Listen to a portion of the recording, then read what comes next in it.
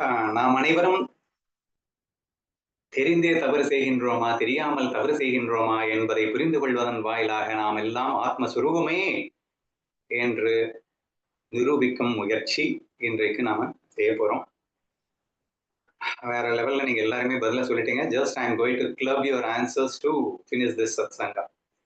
அப்போ இங்கே ஃபர்ஸ்ட் தெரியாம தவறு செய்கின்றேன் அப்படிங்கிற அந்த விஷயத்துக்கு நம்ம டெஃபினிஷன் ஃபர்ஸ்ட் எது ரைட் எது தப்புன்னு டிஃபைன் பண்ணிடலாம். அதுக்கப்புறம் தெரியாம பண்ற தப்பு அப்படிங்கிறத என்ன இருக்கு அப்படிங்கிறத பார்க்கலாம். ஃபர்ஸ்ட் டெஃபினிஷன் என்ன? சரி தவறுக்கு கிருஷ்ணன் லால சட்டத்துல அன்பில் இருந்தால் சரி, அன்பில் இல்லை என்றால் அது தவறு.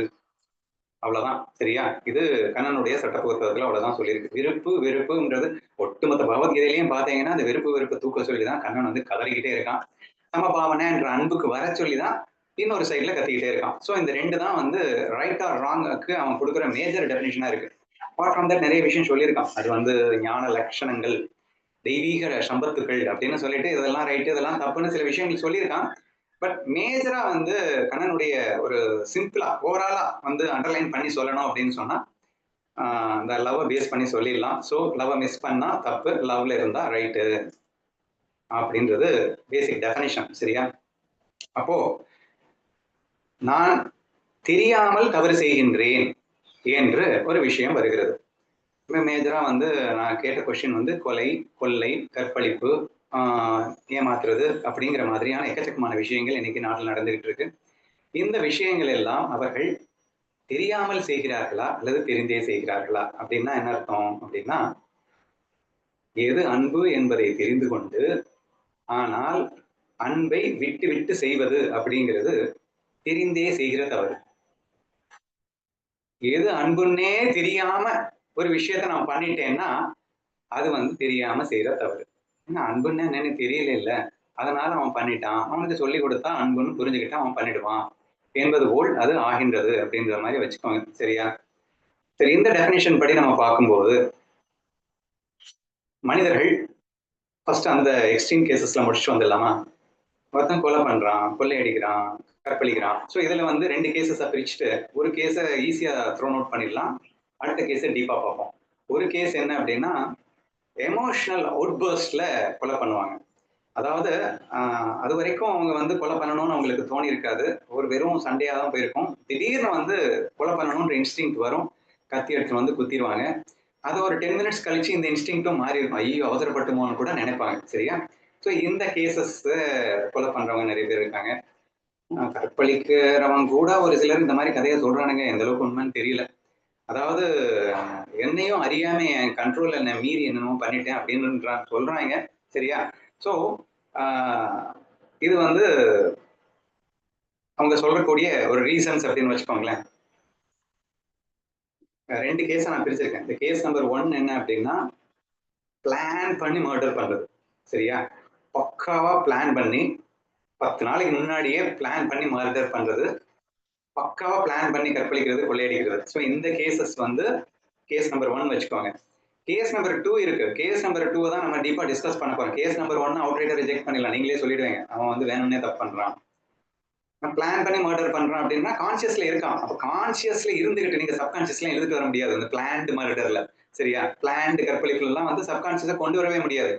அப்போ ஆட்டோமேட்டிக்கா அதை வந்து நீங்க அவுட்ரைட்டா ரிஜெக்ட் பண்ணிடுவீங்க, அவங்க வேணும்னே தாங்க பண்றாங்க, அவங்களுக்கு தப்புன்னு தெரியும், தெரிஞ்சேதான் பண்றாங்க அப்படின்னு சொல்லிடுவீங்க.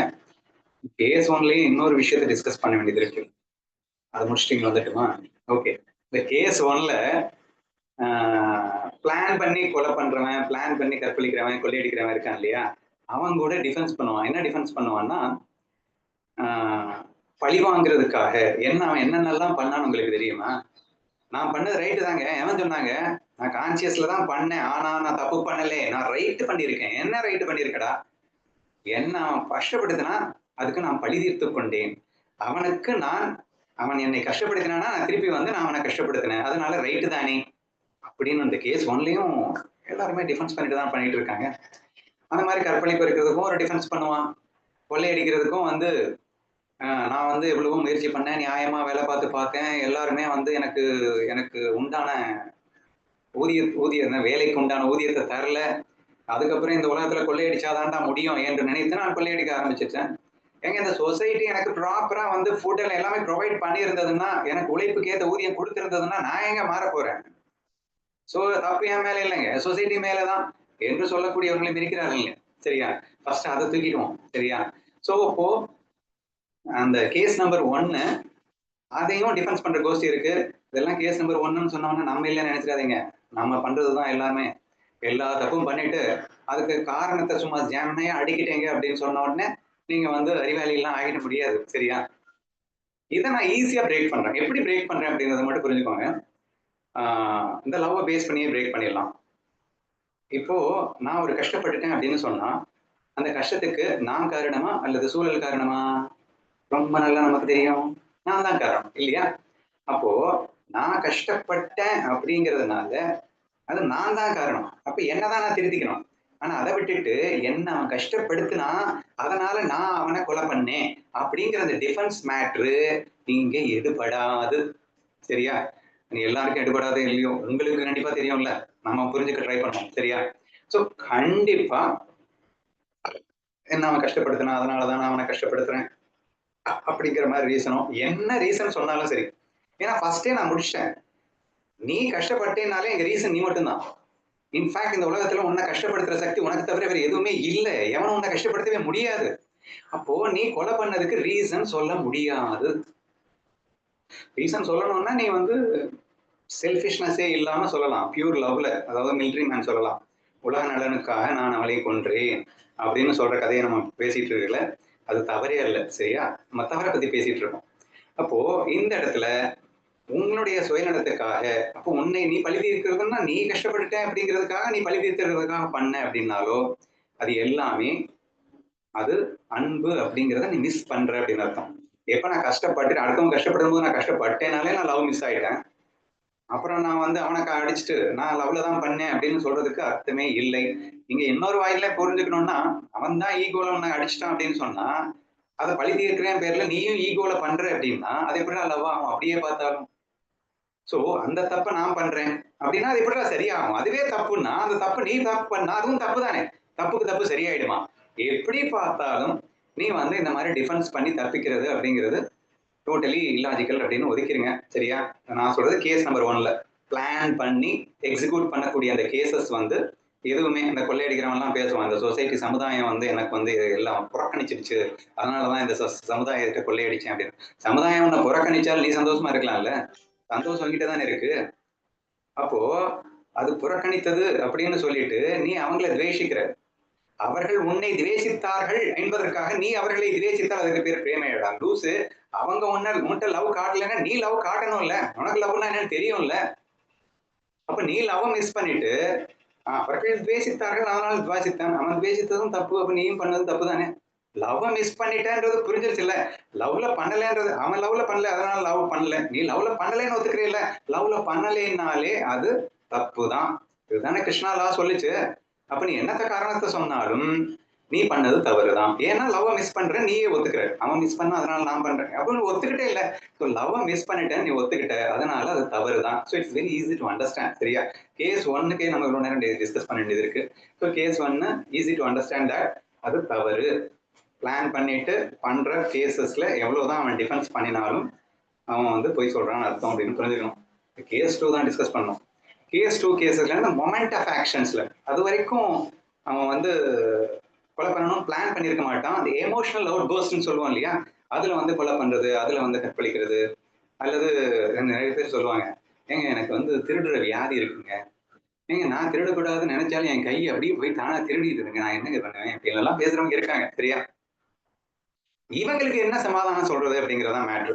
சோ இவங்க தான் பெரிய பிரச்சனையே. இப்போ நான் என்ன தப்பு பண்ணுவேன்? நான் அது தானா நடக்குது. நான் எவ்வளவோ ட்ரை பண்ணிட்டு தான் இருக்கேன் இந்த பக்கம். ஆனா அதையும் மீறி நடந்தா நான் என்ன பண்ணுவேன் என்ற இந்த கேசஸ் வந்து நீங்க என்ன புரிஞ்சுக்கணும் அப்படின்னா, நான் ஏற்கனவே சொல்லிட்டேன், அதை கான்சியஸ் சப்போர்ட் இல்லாம சப்கான்சியஸால ஒரு மண்ணும் பண்ண முடியாதுன்ற பேசிக் ஃபேக்ட் அண்டர்ஸ்டாண்ட் பண்ணிக்கணும். சரியா? இப்போ இந்த ஒவ்வொரு எக்ஸாம்பிளா வரேன். கொலை பண்ணான்ல, எமோஷனல் அவர் பர்ஸ்ட்ல கொலை பண்ணான்ல, அவன் எப்படி பண்ணான்னு தெரியுமா? போய் எதிரில் வந்து அவன் கிட்ட பகைமையெல்லாம் ஏற்கனவே இருந்துகிட்டே தான் இருக்கு. ஆனா கொலை பண்ணணும் ரேஞ்சுக்கு திங்க் பண்ணல. அந்த பகை உச்சகட்டத்துக்கு போயிட்டு இருக்கு. திடீர்னு ஒரு மொமெண்ட்ல கொலை பண்ணி தான்டா ஆகணும் அப்படின்னு அவன் கான்சியஸ்ல தான் திங்க் பண்றான். சோ அந்த கான்சியஸ் தான் இப்ப அவனை கொலை பண்ணணும் அப்படின்னு நினைக்குது. போயிட்டு கத்தியை கொண்டு வந்து அவனை குத்துது. குத்துனதுக்கு அப்புறமா அதே கான்சியஸ் திங்க் பண்ணுது, கொஞ்சம் அவசரப்பட்டுட்டோமோ நம்ம, ஏன்னா அவன் ஜெயிலுக்கு போக வேண்டியது இருக்கு. சரியா? இப்ப இன்னொன்னு சொல்லிடுறேன், உடனே நீங்க சொல்லுவீங்க அவன் கான்சியஸ்ல குத்துனா கடைசியில நம்ம வாழ்நாளுக்குள்ள ஜெயில இருக்க வேண்டிய வருமே அப்படிங்கிறத மறந்துட்டான். அவன் வந்து அவன் மறந்துட்டதுனால அவன் வந்து குத்திட்டான் அப்படின்னு சொல்ல போறீங்களா? அவன் தெளிவா வெறுப்பின் உச்சகட்டத்திலே அந்த லவ்வ மிஸ் பண்ணிட்டு வேணும்னே தான் லவ்வ மிஸ் பண்ணி அந்த ஆக்ஷனை பண்றான். 2வது கொலை பண்ணா ஜெயில போடுவாங்கன்றது எல்லாருக்குமே சப்கான்சியஸ்லயே இருக்குங்க. குழந்தைக்கு கூட தெரியுங்க கொலை பண்ணா ஜெயில போடுவாங்க. அது எனக்கு அந்த நேரத்துல மறந்துடுச்சு அப்படிங்கிற அந்த ஆஸ்பெக்ட் கூட எடுபடாது. நீ தெளிவா அந்த மொமெண்ட்ல கூட தெளிவா நீ கொலை பண்ற. கொலை பண்ணதுக்கு அப்புறமா மறுபடியும் தெளிவா உன் மனசை மாத்திக்கிற. இப்பதான் முடிஞ்சது முடிஞ்சு போயிடுச்சுல்ல. இப்ப நீ ஜெயிலுக்கு போக வேண்டியது வருது அப்படிங்கிறதுனால நாம வந்து இந்த டிசிஷன் எடுத்திருக்க வேண்டாமோ அப்படின்னு உனக்கு தோணுது. அப்போ நீ முதல்ல தெளிவில்லாம இல்ல. முதல்ல ஒரு தெளிவுல இருந்த, இப்ப வேற ஒரு தெளிவுக்கு வந்திருக்க. உன் மனசு மாறிட்டு இருக்கு. அவ்வளவுதான். மனசு மாறிக்கிட்டே தான் இருக்கும். உன் கான்சியஸ் மைண்ட் மாறிக்கிட்டே இருக்கு. மாறிக்கிட்டே இருக்குன்னா முதல்ல நீ வந்து நினைக்கவே இல்ல. முதல்ல நான் என்ன பண்ணேன்னு எனக்கு தெரியல. நான் தெரியாம பண்ணிட்டேன்னு சொல்லாத. முதல்ல தெளிவா தெரிஞ்சு ஒரு விஷயத்த பண்ணேன்.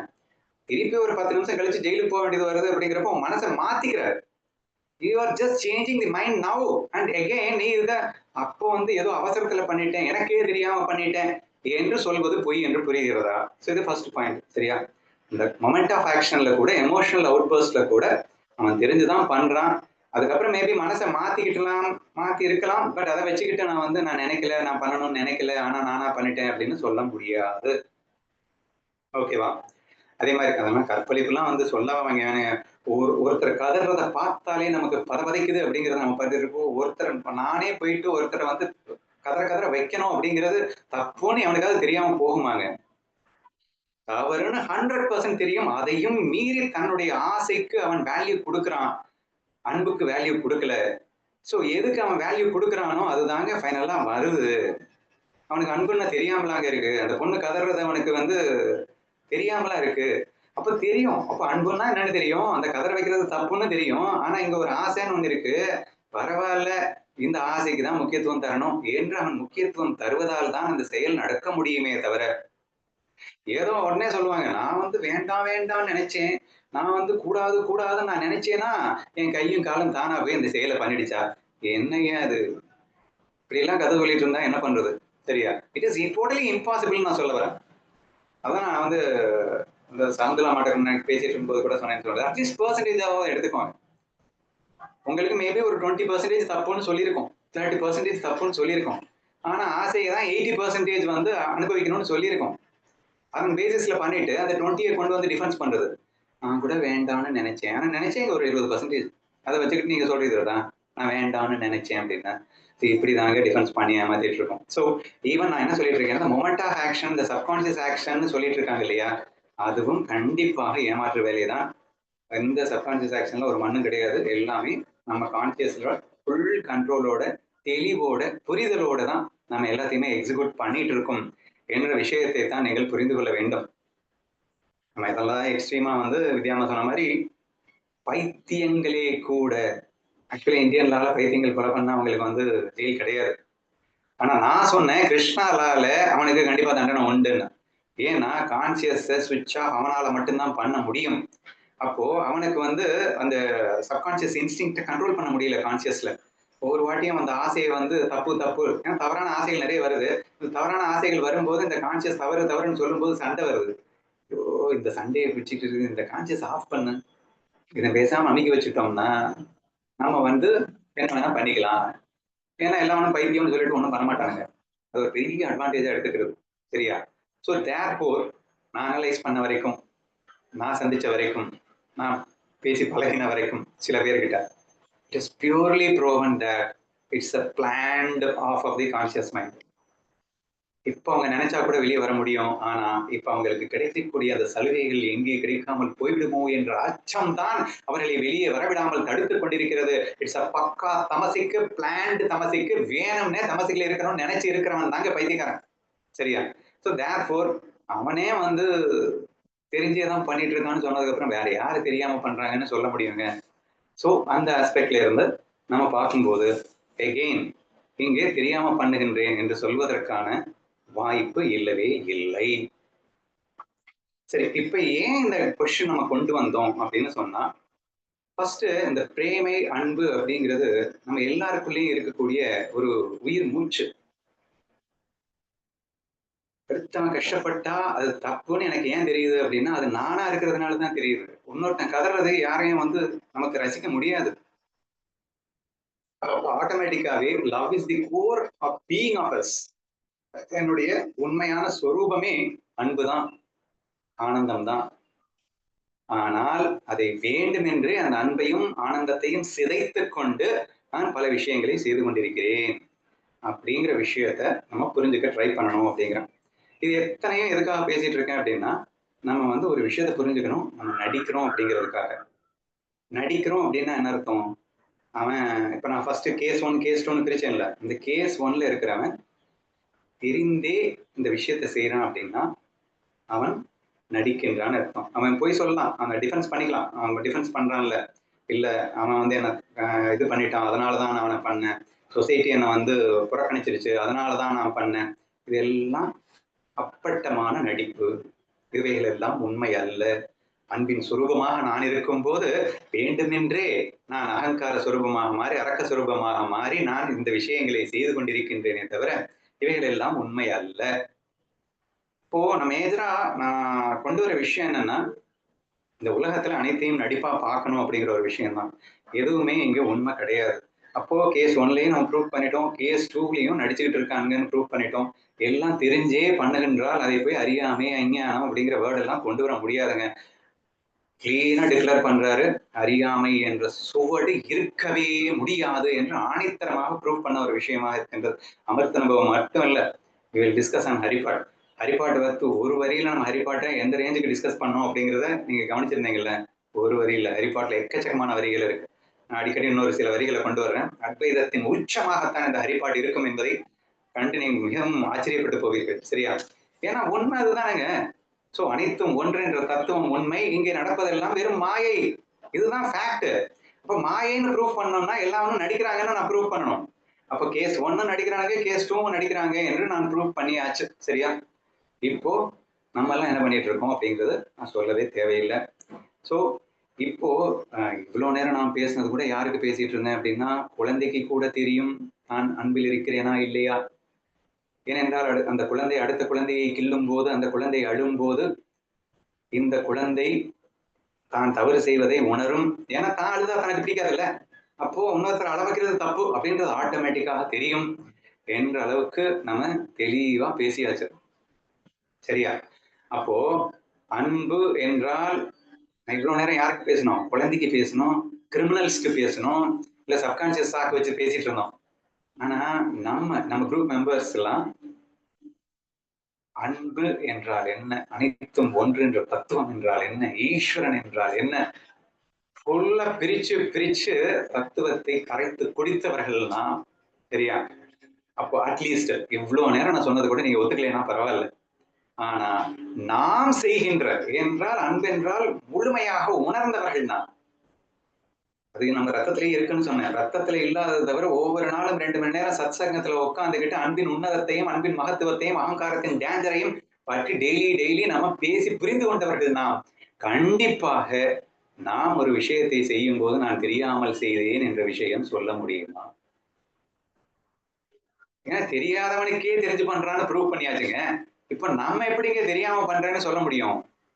நீங்க என்ன பண்ணினாலும் அனைத்தையும் தெரிந்தேதான் செய்கிறீர்கள் என்ற ஒரு முழுமையான புரிதலுக்கு வர வேண்டும் என்ற ஒரு நோக்கத்தில் தான் இந்த கொஸ்டினை நான் வச்சிருக்கேன். சரியா?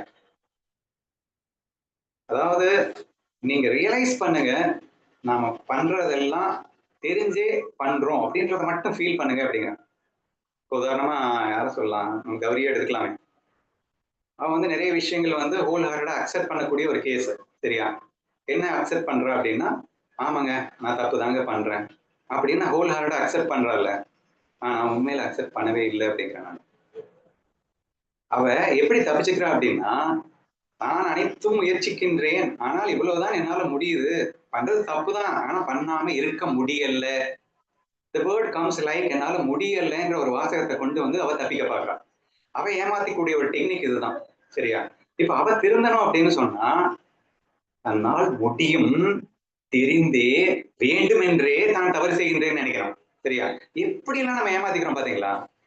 அதாவது அவ வந்து பெரிய ஞானி மாதிரி மனசுக்குள்ள நினைச்சுக்கிறா. ஏன்னா நான் தான் ஓப்பனா ஸ்டேட்மெண்ட் கொடுத்துறேன் இல்ல, நான் தப்புன்றதை ஒத்துக்கிறேன் இல்ல, நான் ஒத்துக்கலையே, இப்படி வேகமா சொல்ல வந்தா. நான் தப்புன்னு தெரிஞ்சுதான் பண்றேன், மத்தவங்க தான் வந்து ஒத்துக்க மாட்டாங்க, அவங்க எல்லாம் தெரியாம பண்றாங்க அப்படின்னு எல்லாம் டயலாக் அடிக்கிறான். சோ இந்த பேச முடியுமாங்க? அப்படி இந்த அளவுக்கு நீ தெளிவா இருக்க அப்படின்னா முடியலைங்கிற வாசகம் ஏன் வருது? இப்போ முடியலன்னு சொல்றது ஏமாத்து வேலை அப்படின்னு ஏன் புரிஞ்சுக்க கூடாது? நான் இத்தனைக்கும் லட்சம் எக்ஸாம்பிள் சொல்லி ப்ரூவ் பண்றேன். ஏன்னா வாரிக்கு வர்ற வாரியில போய் எல்லாம் முடியுது இல்ல, எப்பவுமே முடியாதா அப்படின்னா அது 18 நாள் மட்டும்தான் முடியும், மத்த நாள் முடியாது. என்னதான் முடியாது மண்ணாங்கட்டி? எல்லாம் வேணும்னே தானங்க செஞ்சுட்டு இருக்கோம். 100% இப்போ நீங்க நினைச்சாலும் பியூர் பிரேமை என்ற குணாதீத லட்சணத்துல வாழ முடியுங்க. ஆனா ரஜஸ்ல ஒட்டி வாழணும்னு ஆசைப்பட்டு ரஜஸ்ல ஒட்டிட்டு இருக்கீங்க, தமசுல ஒட்டி வாழணும்னு ஆசைப்பட்டு தமசுல ஒட்டி வாழ்ந்துட்டு இருக்கீங்கன்னு ஒத்துக்கோங்களேன் அப்படிங்கிறேன் நான். சரியா? சோ ஏன்னா நம்ம எல்லாம் 100% ஃப்ரீடம், அதாவது மோட்சம் என்பது விடுதலை என்று கூறுவார்கள்.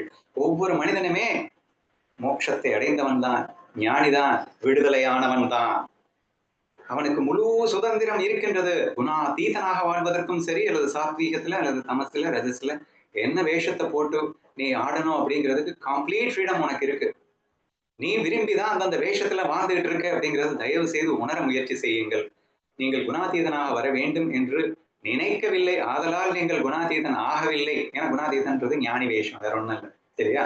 நீங்க போட்டுட்டு இருக்கிறதெல்லாம் வந்து டிஃபரெண்டான வேஷம். சோ பட் முடியலங்கிறத சொல்றது கூட மிகப்பெரிய ஏமாற்று வேலை என்ற ஒரு விஷயத்தை இந்த இடத்துல நீங்க புரிஞ்சுக்கணும் அப்படின்னு நான் கேட்கிறேன். சரியா? சோ அல்டிமேட்லி இங்கே அனைவரும் அனைத்தையும் உணர்ந்து தெளிந்து தெரிந்தேதான் செய்து கொண்டிருக்கின்றோம். தவறுனாலும் தெரிஞ்சேதான் பண்ணிட்டு இருக்கேன். என்ன பண்றது? ஆசை இருக்கு, ஆசை இருக்கு, என்னால ஆசையை விட முடியல. இந்த டயலாக பொய்ன்னு ஃபீல் பண்ணுங்க. சரியா? ஆசை இருக்கு, அதனால நிறைய பேர் சொல்லுவாங்க, ஒரு 2-3 வருஷம் கழிச்சு நான் ஞானி ஆயிக்கிறேங்க, இது வரைக்கும் என்னால முடிஞ்ச வரைக்கும் அனுபவிச்சிடுறேனே, எனக்கு அந்த ஆசையெல்லாம் தீர்த்துக்கிறேனே. ஆக்சுவலா வந்து சொரூபம் என்பது, சச்சிதானந்தம் என்பது பேரின்பம். சரியா? இந்த ஆசையை தீர்த்துக் கொள்ளுகின்றேன் என்று உன்னை நீ ஏமாற்றிக் கொள்கிறாய். இதையும் நடிக்கிறேன்னு நினைங்க அப்படின்னு. ஏன்னா உன் சுரூபமே ஆனந்தம் தான். இதை அடைஞ்சுதான் நான் சந்தோஷப்படுவேன் அப்படின்னா நடிப்பு தானேங்க. இது கிடைச்சாதான் எனக்கு சுகம் நினைச்சாலே நடிப்பு தானேங்க. இது இல்லைன்னா எனக்கு கஷ்டம்னு சொன்னாலே நடிப்பு தானேங்க. ஏன்னா உன் சுரூபமே அப்படி இல்லையே. உன் சுரூபமே ரிலாக்ஸ் மோட்ல இருக்கிறது தான் நம்ம கிளாஸ்ல ப்ரூவ் பண்ணோம். இன்னொன்னு செமையா ப்ரூவ் பண்ணிட்டோம். எந்த மூடுக்கு போனாலும் திருப்பி இங்க தான் வர்ற. பின்ன எதுக்கு அதை போய் நம்புற? ஒரு புரோட்டா சாப்பிட்டுட்டு அதுக்கப்புறம் ஞானி ஆகிறேன். புரோட்டா சாப்பிட்டு எவ்வளவு நேரத்துக்கு? அதுக்கப்புறம் மறுபடியும் நார்மலுக்கு தானே வர்ற. இப்ப புரோட்டா சாப்பிடுறதுன்ற அந்த ஃபீல் வந்து பொய் தானே. சுகமோ துக்கமோ எல்லா ஃபீலுமே பொய் என்பது அப்பட்டமாக நமக்கு தெரிந்த விஷயம். அதை தெரிந்து கொண்டுதான் நாம் இப்ப நீங்க என்ன செய்யணும் சிம்பிளா, எப்பயாவது அழுக வந்ததுன்னா உங்களை பார்த்து சொல்லுங்க, செம்மையா நடிக்கிறடி அப்படின்னு ஃபீல் பண்ணுங்க. பயங்கரமா குதிக்கிறேங்க, செம்மையா நடிக்கிற, அதாவது சந்தோஷத்துல குதிக்கும் போதும் செம்மையா நடிக்கிறடி அப்படின்னு சொல்லி பாருங்க. கோவப்படுங்க வேண்டாங்கல, செம்மையா நடிக்கிறோம்ல என்ற ஃபீலிங்கோடு கோவப்படுங்க. உங்க எல்லா எமோஷன்ஸையும் விளையாடுங்க, நடிக்கத்தானே வந்திருக்கோம். ஆனா அதை நடிப்பு நடிப்பு நடிப்பு என்று உணர்ந்து உணர்ந்து நீங்கள் அதை செயல்படுங்கள் என்ற ஒன்றை புரிந்து கொள்வதே இந்த சத் சங்கத்தின் நோக்கம். நாம் அனைவரும் அனைத்தையும் தெரிந்தேதான் செய்து கொண்டிருக்கின்றோம்.